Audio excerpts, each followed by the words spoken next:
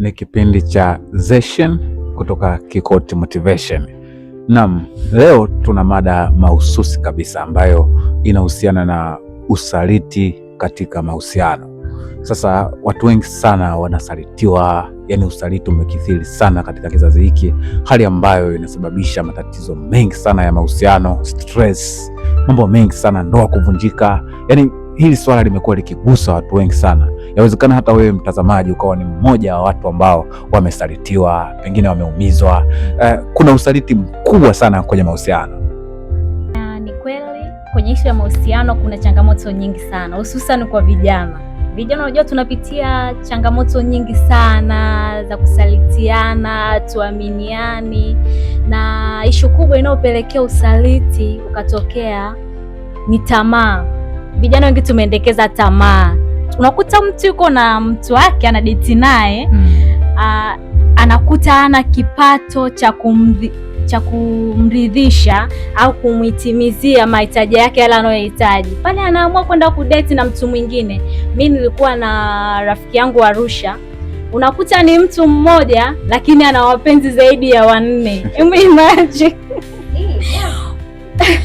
imagine pale ni yupi kwa kwenye moyo wake, hafu ni yupi ambao hampendi, anatamani kutumia tu vitu vyake, kwa anawachanganya lakini end of the day unakuta ni mmoja tu anayempenda. Kwa mmoja anapendwa, wengine hamna kitu chochote. Yeah, of course. Kwenye swala zima la mahusiano, kama mnavyosema hapa ndugu zangu, jambo lingana ni zito sana. Ukiangalia kwenye mahusiano yetu haya ya long distance, watu wanasarijiana sana bila kujua. Mtu ana mpenzi mwingine yupo Arusha, mwingine Dar es Salaam, mwingine Makambako. Ili ipoje hii si bwana Kikoti? Cha kulia mashariki, cha kushoto magharibi. Changamoto sana hicho kipengele cha distance. Mimi mwenyewe naweza nikatoa mfano ambao ni reality, yani kwangu mimi. Mimi bwana nilikuwa na date na mtu wangu yuko Iringa, mimi niko Arusha. Yani ule umbali ukapunguza ile relation au ule ukaribu ambao tulikuwa nayo. End of the day tuliachana, unaona? Ndio maana unaambiwa fimbo ya mbali haiwi nyoka siku zote. Kwa hiyo yani ile kuwa mbali kwanza inakufanya wewe unakuwa unaamini kule alipo yuko na mtu mwingine anakuchiti. Na yeye anaamini huko ulipo the same unamchiti. Kwa hiyo ule uaminifu unakuwa haupo. Lakini kuna watu wengine wana date miaka 5, 10 mpaka 20 hivyo hivyo. Mimi nadhani changamoto kubwa hapo ambayo inatokea ni kwamba mtu mwingine akiona upo mbali anaona kama unafanya mambo mengine, unasaliti. Kwa hiyo mwisho wa siku mmoja anakuwa X, mwingine anakuwa Y. Yes.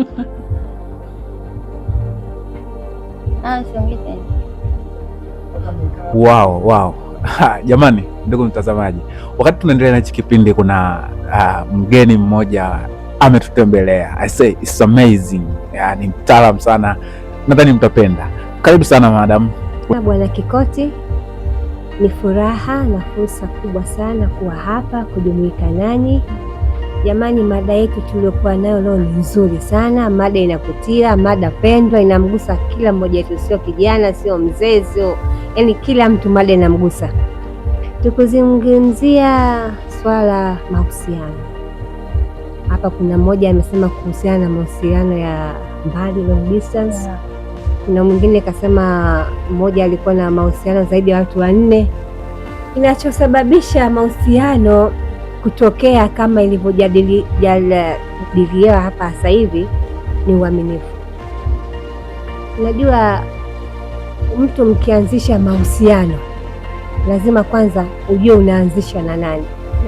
Unataka kupata nini katika yale mahusiano, utavuna nini baadaye. So tu unakuwa na mtu limradi uko naye tu, out of fashion show wanasema wazungu kwenye lugha yao, lakini kila mtu anakuwa na agenda behind. Kwa nini niko na huyu mtu?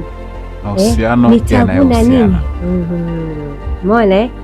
So kwa mfano mimi pia nilikuwa kijana zamani, nilikuwa na mahusiano yangu, sio moja wala sio mawili. Usaliti ulikuwemo ndani yake. Long distance pia ilikuwepo, maana yake nilienda chuo nikatengana na mtu wangu.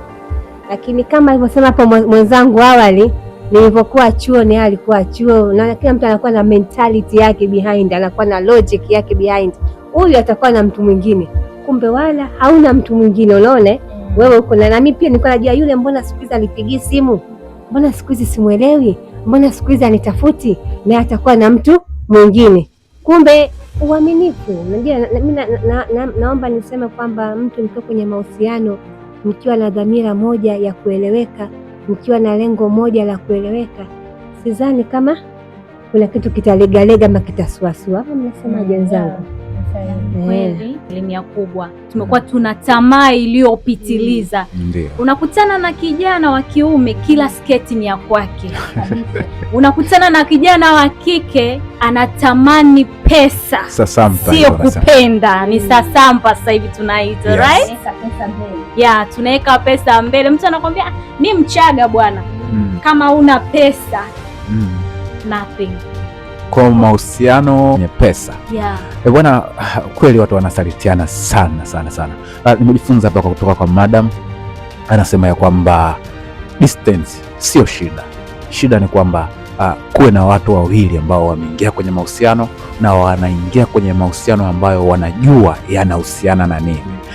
Jamani, ndugu zangu, vipi kuhusiana na issue ya kwamba tunatambua kwamba watu wanatamani kuwa na uaminifu, lakini kwenye password yake, kwenye simu yake ana password, ana pattern ndefu kama flyover.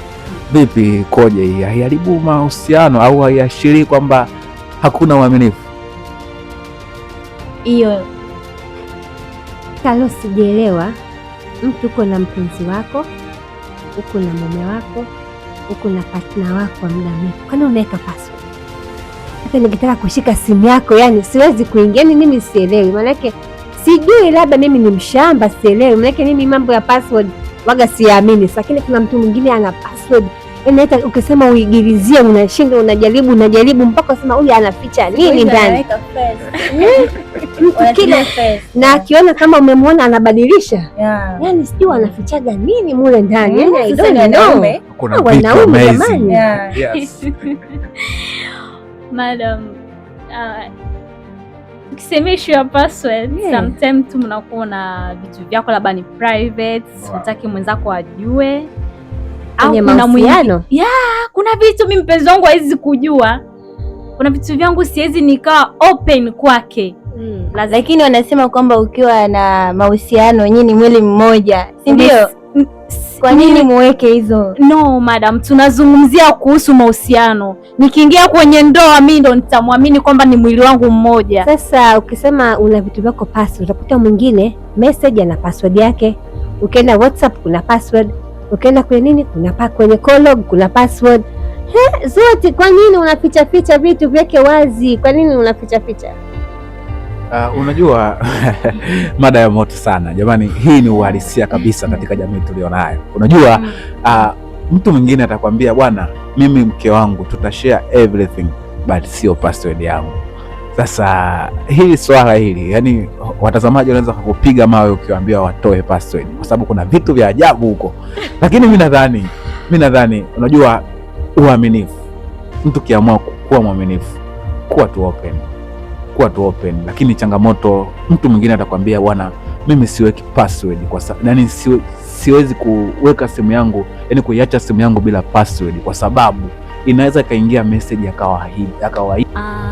Kama ulivyosema, unaweza ukatumiwa message na secretary, labda na ofisi nyingine unaofanyia kazi. Sikatai, zile ni vitu binafsi ambavyo pia mwenzako hapasi kuvijua. Unajua issue za kazini au siri za kazini nyumbani mtu hapasi kuzijua, isipokuwa inategemea na muda gani.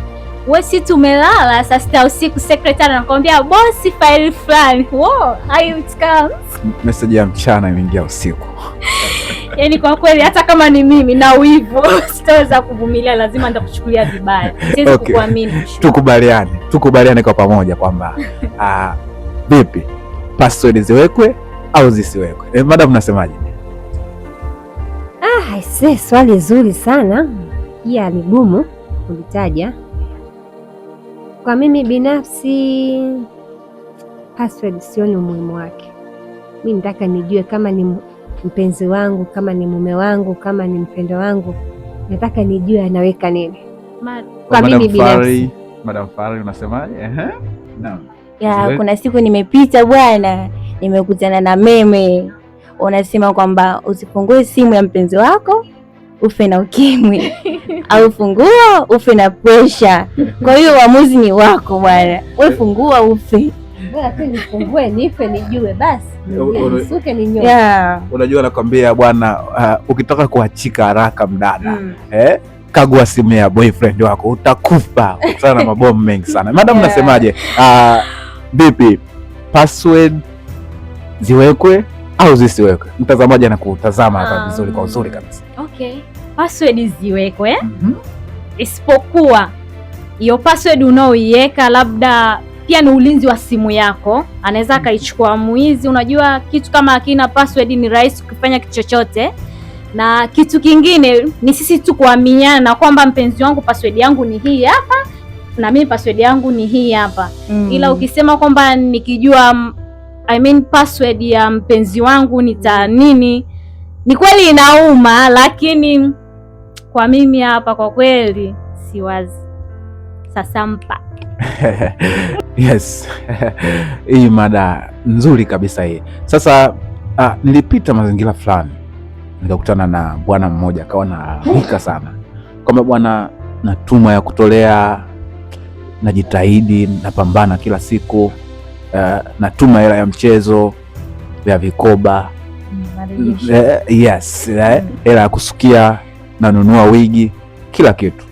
Sasa kila nikimfuatilia mke wangu, najaribu kufuatilia, mbona kama ananisaliti, sielewi. Simu za usiku za siri nyingi sana. Labda simu za vikoba. Sasa huyo vikoba ndo anadai hadi usiku jamani. Hamna, inawezekana. Eti madam, mbona kama hizi simu za usiku hizi jamani? Tuzungumzie kidogo hapa. Ukisema simu za hali gani? Unajua sisi wanawake sawa, atusikatai kwa namna moja ama nyingine. Unaweza ukapigiwa simu usiku sana, lakini akawa tu watu wako karibu, akawa familia, wakawa marafiki, wakawa maana sisi wanawake tuna mambo mengi, kuna marejesho. Kuna muda mwingine anakuambia shogangu, kesho vipi? Panaeleweka, panakuchika. Mwingine amekaa ameomba mpaka saa 7 saa 8 hapati hela, anakupigia simu wewe, yaani hajali kama umelala huko macho, yaani hajali, anakupigia tu, shogangu mimi kesho naazirika, hebu niokoe. Baba utuambie. Bwana, unajua pia kuna mtu unakuwa naye kwenye mahusiano, kila simu ikipigwa yeye kazi yake ni kupunguza sauti. Vipi hiyo sauti muda wote inapanga, inapanda tu muda wote, unakuwa na nini? Lakini jamani, jamaa mmoja kanambia kwamba nilikuwa nateseka kumfuatilia mchumba wangu nijue kwamba ananisaliti. Mbona kama ananisaliti huyu, matukio mengi kama sielewi, simu zake, kila kitu. Nikafikiri ana mahusiano mengine, yaani ndo wazo langu lilikuwepo kichwani, lakini mwisho wa siku nikagundua ya kwamba yaani vile namuhisiana mwingine, kumbe mimi ndo mwingine bwana. Acha bwana, acha. Unaweza kazani umepata, kumbe umepatikana. Unaweza kazani huu ni wangu, kumbe sio wako. Unaweza kasema nimefika sasa, nimetulia, kumbe ndugu yangu ndo kumeanza. Unajua mahusiano hayana formula. Unaweza ukampenda mtu, kumbe akupende, anakutumia, anapoteza muda. Wasema, nakumbuka nilivyokuwa kijana, niko form 2 form 3, shangazi yangu mpendwa anaitwa Mwalimu Nuru Ogola, yuko Mwanza, alikuwa anapenda kuniambia, Hadija binti yangu, naomba nikwambie kitu. Mahusiano ni kama vile mtu anakula bigiji, anaitafuna sukari kisha tu anaitema. Ndivyo mahusiano yalivyo. Umeelewa? Yaani mtu anakutumia baada ya kikuona hauna maana, shakutumia, shakumaliza, anakudampa. Unasemaje? Sasa hapo utajueje kama huyu mtu ni wa kweli na nie na wewe, au ndio hivyo anataka kukutafuna na kukutema kama bigiji? Utajuaje madam? Unajua utajuaje? Dalili utaziona. Mtu anayekupenda kwa dhati anajulikana. Wanakuambia the small details. Yes. Small details. Na mtu anayekutumia utajua. Maana wewe ndio kiasi ndio utakuwa unapiga simu. Unajua wewe mleke, mahusiano yanaanzia kwenye urafiki wa kawaida, hakutafuti wewe kila siku asubuhi, John unaendeleaje? Yani yeye hana habari na wewe. Yani madam, naomba naongezea hapo, unajisahau. Tunajisahau tena, tunajisahau vibaya sana, hususan kizazi cha 2000 hichi. Tatizo 2000. Mtu umeapproachiwa mara moja, unakubali na unatoa namba. Hivi ule mtu anasema huyu mtu huyu mimi nimemjaribu tu, ngoja nipite. Yani urahisi wako au jinsi binti utakavyojiweka ndo jinsi thamani yako itakavyoonekana au yule kijana atakavyokuchukulia. Unajua vijana wanapenda watu wengi, lakini kuna mtu mmoja tu ambao unakuta wamemweka moyoni, kuna vitu vyake wamempima, huyu japokuwa si mzuri si nini, lakini ana kitu special ndani yake, naweza nikajenga naye mahusiano, tukajenga familia na ikakua. Lakini sasa wewe binti unajikuta mimi ndo sukari, mimi ndo nini, my dear, utajikuta unarambazwa na vijana afu unaachwa hapo. Leo tunazindua The Zeshan. Tunapokaribia mwisho, kitu gani ambacho nataka kumaliza nacho? Karibu. Mimi nitawashauri tu jamani, wanawake na wanaume pia kwa ujumla, punguzeni usaliti, mpendane. Alafu pia ndugu Kikoti, kuna swala hili nimeliona linaongeleka sana, ili swala la argument kwenye mahusiano lipoje? Yani linaongeza mapenzi au linaweza likasababisha mahusiano kufa, maybe kwenye ndoa au kwenye mahusiano? Hii argument ipoje? Yes. Unajua ndio maana watu wanakwambia sirudi nyumbani, kwa sababu nyumbani ni kama studio. Unakuta mtu anatamani kurudi nyumbani, ila akikumbuka kale kamsoso kale jana, Asha tu nipitie kwa mshikaji wangu nikacheze game, nirudi nyumbani nimechoka nilale, au nipitie nikapate cha baridi cha moto kidogo, lakini inabidi usolve. Kuna ile mtu anataka awe 50-50, haipo hiyo. Haipo. Hakuna 50-50 bwana. Yes, shida ni kwamba mdada anataka awe sawa na mwanaume, yani wabishane, akisema staki na mwanaume yani wawe sawa, yani walete ile ubabe. Hakunaga ubabe, lazima mmoja jishushe, akishajishusha maisha yanaenda. Lakini kitu gani kimekuja kuleta huo mzozano kwenye ndoa? Issue alokuja kusema 50 kwa 50. Yani watu wengine wameshindwa kuichukulia vizuri, wameichukulia tofauti. Unakuta maswala kama hayo wamekuja kuweka mpaka kwenye mahusiano. Ndani ya nyumba mwanamke hataki kujishusha, mwanaume naye hataki kujishusha. Kila mtu anataka kujifanya the top. Hata Biblia imeandikwa ya kwamba mwanaume ndo ana jukumu la kumpenda, jukumu la kumheshimu mwanaume. Sasa inapogeuka ni kwamba huyu anataka mpende yule ambaye hatakiwi kupendwa, afu huyu wa kupenda anatakiwa heshima. Sasa hicho kinaenda tofauti.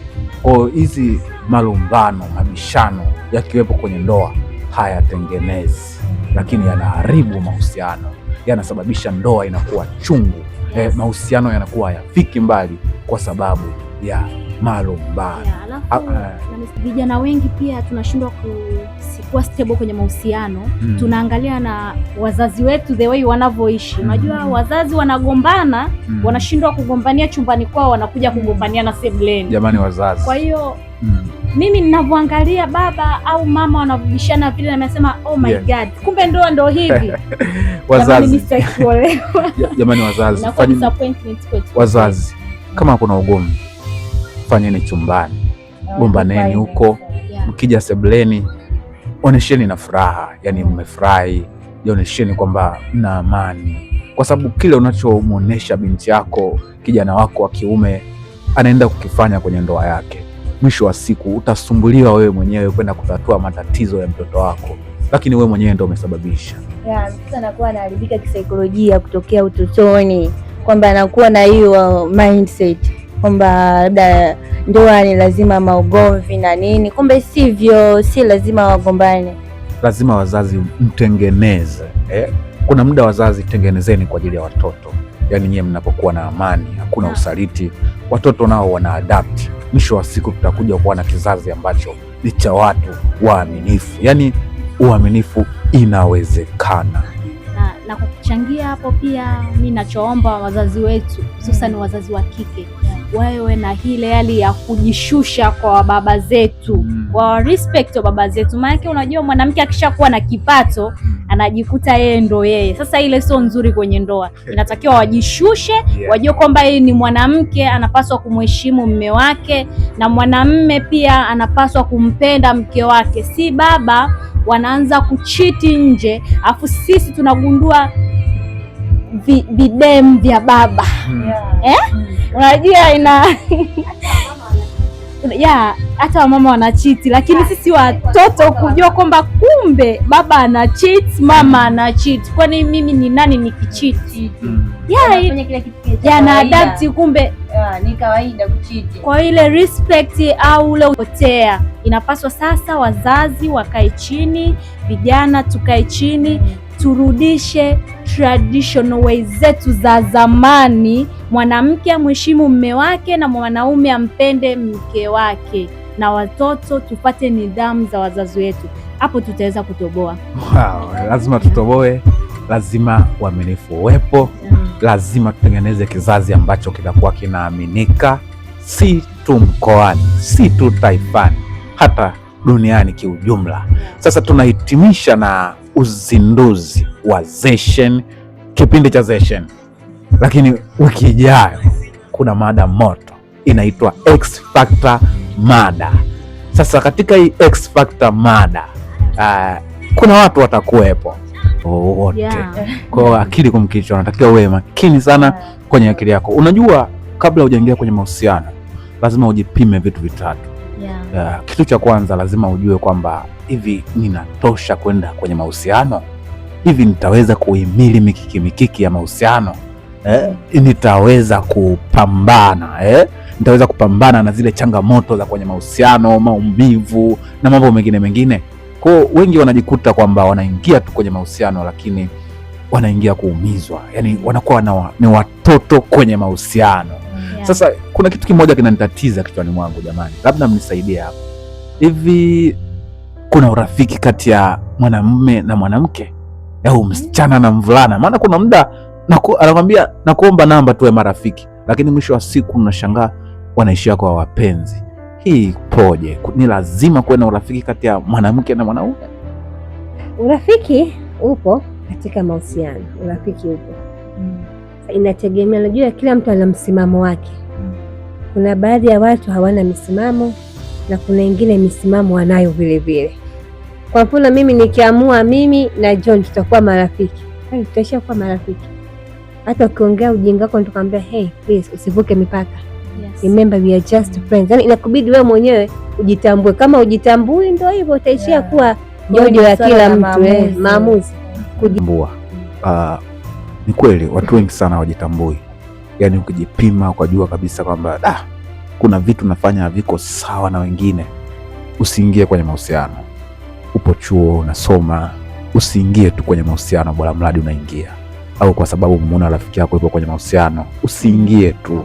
Uwe na sababu ya uhakika kwamba naingia kwenye mahusiano kwa sababu kuna kitu ambacho naona kupitia mahusiano haya nitafika. Usiingie tu, usijitupie tu kwenye mahusiano. Mahusiano sio kama kucheza football.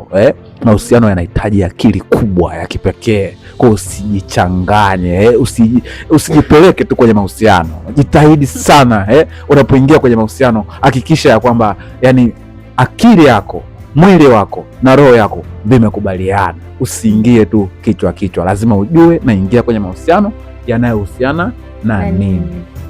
Na watu wengine wasifikiri kuwa na mahusiano ni fashion, unajua? Yule mshamba hana boyfriend. Unajua mtu sasa hivi mtu akiwa na boyfriend anajiona nimekuwa sasa. Ama nikiwa na girlfriend nimekuwa sasa mimi mtanashati. Kumbe hajui kuwa na boyfriend ama kuwa na girlfriend ama kuwa kwenye mahusiano kuna kitu unakivaa ndani yake. Unaenda kumlea mtoto wa mtu.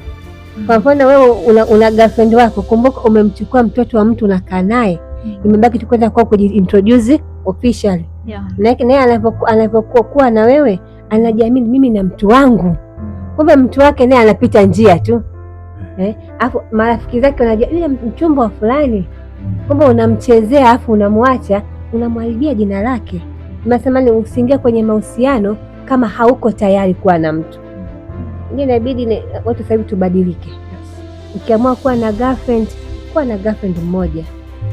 Magonjwa mengi, maradhi mengi. So kila siku unabadilisha wasichana, unabadilisha wavulana kama umeenda kufanya shopping. Kariakoo, umeona ila madam, semea issue ya kwamba usiingie kwenye mahusiano kabla hujafanya make decision. Hiyo wengi nawakuta wanachuo. Tukija vijana wengi wa chuo wanakurupuka kuingia kwenye mahusiano bila kuwa na malengo sahihi. Unajua kinachowafanya waingie kwenye mahusiano ni tamaa. Yaani tamaa ndio inamletea binti au kijana matatizo. Mwisho wa siku unakuta binti mdogo ameenda kutoka na lizee la miaka 90. Anatafuta nini pale? Si pesa. Na maana pale hajajielewa, hajajitambua. Madango hajajitambua. Na ndio hajui anataka nini katika maisha yake. Mtu kama kuna muda wakiona mtu hatoki na mtu mwenye fedha, wanaona kama mshamba, kwamba hauna sponsor. Vyuo vikuu, mabinti wa vyuo vikuu wanadanganywa sana, wanachezewa sana. Tu-comment kidogo hapa, mpaka kuna muda ni huruma sana. Makundi, yani mahusiano hayaeleweki yani. Vipi tuchangie kidogo hapa, anayemtazama pengine moja iko hapa angekaribishwa aje atuelezee vizuri changamoto gani wanapitia. Okay, asante. Kama mwanachuo nitaelezea baadhi ya changamoto kwa mtazamo wangu nilivyoziona. Changamoto nyingi zinazowakumba hasa watoto wa kike, wanachuo wa kike na wazungumzia zaidi, tuachane na wa kiume. Cha kwanza ni makundi. Yaani mtoto wa kike ina depend na makundi anayoshinda nayo yeye. Mimi kwetu nimetoka huko vijijini, nimekuja huku nimeshakutana na watoto wa kishua. Unajua na kile kihali pale, kile kilaifu fulani unawish kwamba nitamani kuwa kama fulani. Fulani ana kitu 1 2 3. I wish na mimi niwe kama vile. So naomba unaenda kumuuliza yule mwenzio kwamba shoga yangu namna gani, vipi? Wewe vipi, mbona una 1 2 3 afu mimi sina? Wewe hujui, kwa sababu unakuwa hujui yule anavitoa wapi hivyo vitu. Aidha ni mtoto wa kishua, kwao wanajiweza kifedha tofauti na wewe. Aidha ndo kama hivyo, kuna masponsa anajihusisha na mapenzi ya watu wazima hivyo. Mtoto mdogo, kitoto kina miaka 20 kinatembea na mtu ambaye ni sawa na babu yake. So yani hicho kihali hicho kinampelekea mtoto wa kike yule kutamani kwamba hapana, wewe fahamu, mbona maisha yako uko vizuri, afu mimi yangu. Yani mwingine ana pochi ya laki, wewe unatumia za 3000 za tandika, ukasema wae kazitafuta karume viatu na viatu kikali, na unataka hizo za laki. Wende JSM, sio? Napata. Hebu nipe siri ya mafanikio. Unaniambia unataka siri ya mafanikio? Hebu twende. Unanipeleka sehemu. Unanipeleka sehemu, unanipelekea sasa.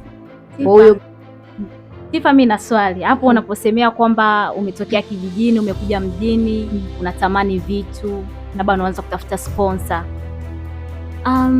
Kwa nini usirizike na maisha uliotoka nao kijijini kwako na unakuja kutamani maisha ambayo sio ya kwako? Na kitu kingine, mpaka unaenda kutoka na mzee wa miaka 90 au miaka 50 sawa na babako mzazi. Hivi unakuwa una true love au unakuwa umefuata tu pesa na hauogopi magonjwa, au inakuwa inakakaje hapo? Hebu tuelezee. Okay, ni self awareness. Manake hapo cha kwanza mtu ili aweze kuepukana na hizo tamaa zinazomshawishi lazima awe awareness yeye binafsi. Yaani mimi nisipojitambua mimi binafsi kwamba haya ndo maisha yangu halisi. This is my real life. Inabidi niakubali kwamba haya ndo maisha yangu. Inabidi nipambane katika njia ambazo ni sawa na hazitoniletea mimi madhara wala kuleta madhara kwa familia yangu au kwa mtu mwingine. Nipambane mimi binafsi.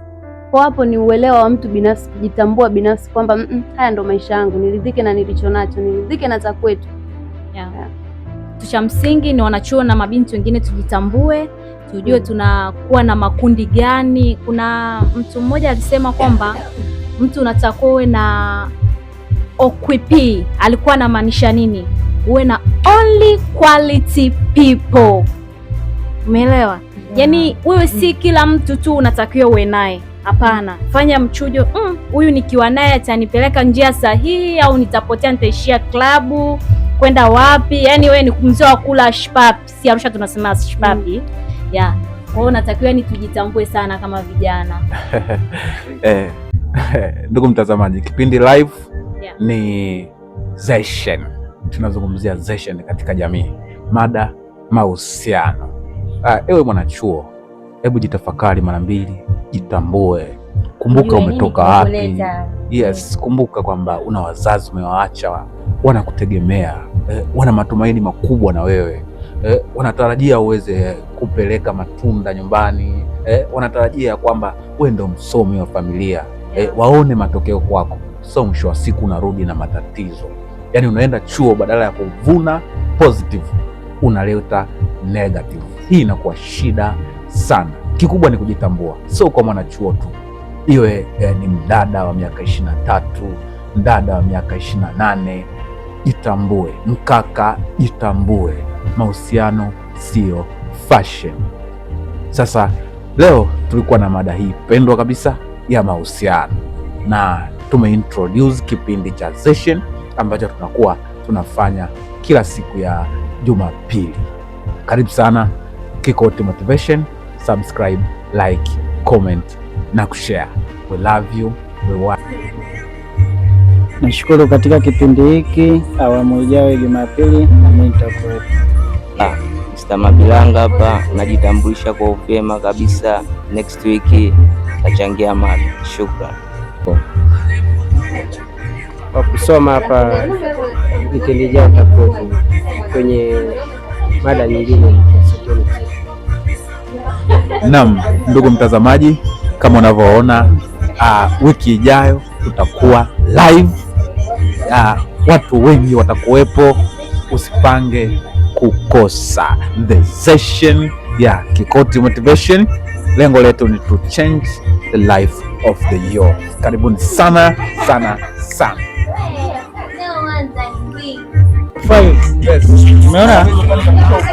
Wewe jamani. Bwana basi pazuri hapa. Jambo mzuri hapa.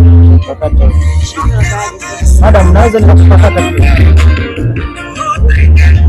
Hata unapiga picha kali ya msimu.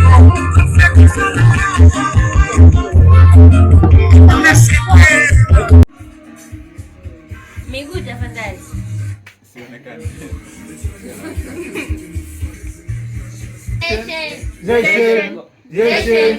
Zeshen kwa jamii. 1 2 3 twende. Tunarekodi. 1 2 3 Zeshen kwa jamii. Zeshen.